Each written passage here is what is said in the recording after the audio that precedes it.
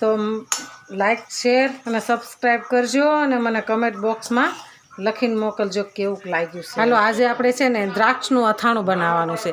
તો દ્રાક્ષનું અથાણા બનાવવા માટેની રેસીપી આપણે છે. તો રેસીપી મારી આખી જોજો અને દ્રાક્ષનું અથાણું બનાવવાનું છે.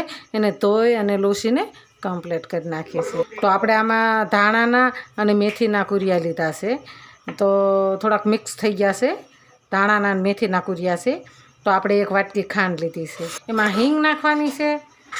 આપણે હળદર લઈશું. આપણે અડધી ચમચી ધાણા જીરું લઈશું અને 1 ચમચી આપણે લાલ મરચું હિંગ લઈશું. કાળા મરી નાખીશું. 2-3 આપણે લવિંગ નાખીશું. આપણે અથાણાની સામગ્રી સરસ તૈયાર છે. આપણે એની અંદર તેલ નાખવાનું છે. આપણે તેલને ગરમ થવા દેવાનું છે. આપણું તેલ સરસ આવી ગયું છે. હિંગ, તજ, લવિંગ અને કાળા મરી આપણે એને એડ કરીશું. પછી આપણે ધાણા અને મેથીના કુરિયા છે. આપણે એને એડ કરીશું. પછી આપણે એમાં મીઠું એડ કરીશું. આપણે આને થોડી વાર ઠરવા દેવાનું છે. પછી મરચું નાખવાનું છે. થોડી વાર ઠરવા દેવાનું છે. 2 જ મિનિટ. હવે હિંગ, મરચું, ધાણા જીરું અને હળદર આપણે મસાલા એડ કરીશું. આપણે હવે હલાવીશું. થોડી વાર ઠરવા દઈએ ને તો આપણે મરચું કાળું ન પડે. આપણે એની અંદર આ ખાંડ એડ કરવાની છે.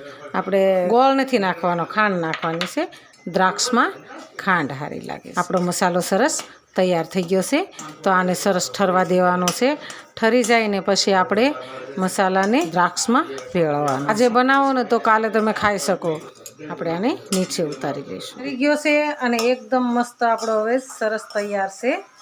તો આપણે હવે આને દ્રાક્ષ ભેળવી દઈશું. આપણે એમાં દ્રાક્ષ ભેળવવાનું છે. જો એટલું સુપર લાગે છે ને, જોયામાં જ તે આપણને સરસ લાગે છે.